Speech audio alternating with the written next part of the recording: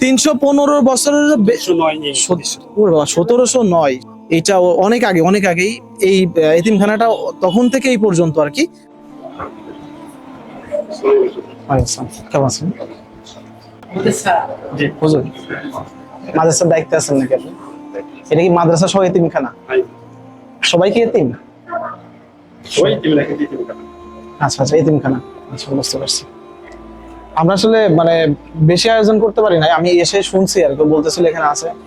আমরা চাইছিলাম যে রান্না বান্না করে এখানে কিছুটা করাবো, কিন্তু সম্ভব হয়নি। ভাই আমারই দিতে হবে তা না, এখান থেকে সবাই এক একজন করে দিয়ে দেন, কোনো সমস্যা নেই, ঠিক আছে?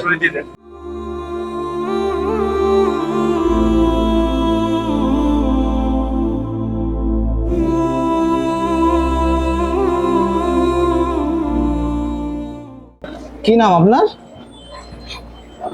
কথা বলতে পারে? হাবিব। আচ্ছা, ও কথা বলতে লজ্জা পাচ্ছে।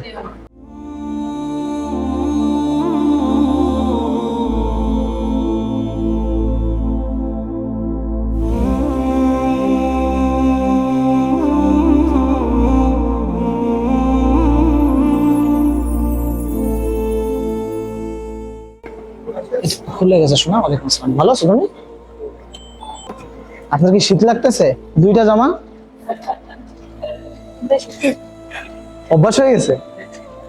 আচ্ছা,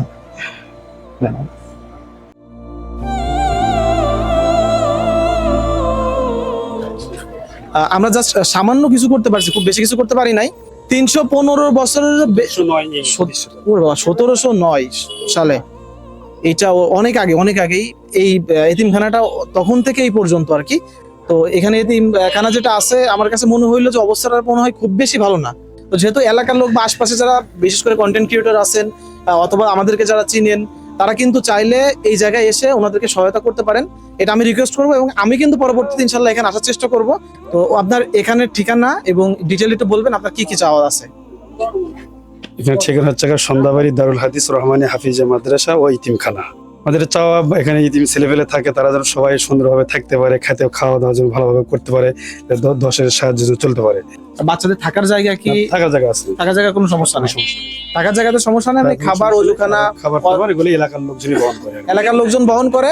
তাতে যদি অনেকেই আপনারা আশপাশ থেকে এসেও যদি এখানে হেল্প করেন, তাহলে দেখা যাচ্ছে বাচ্চাগুলো হয়তোবা একটু ভালো, সেটাও নেওয়া হয়। বাট আরো যদি চেষ্টা করেন, তাহলে দেখা যাচ্ছে যে ওনারা তো নিডি, এক কথা ওনাদের প্রয়োজন।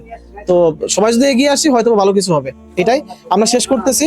আল্লাহ হাফেজ, ইনশাল্লাহ পরবর্তীতে কোনো ভিডিওতে দেখা হবে। আসসালামু আলাইকুম।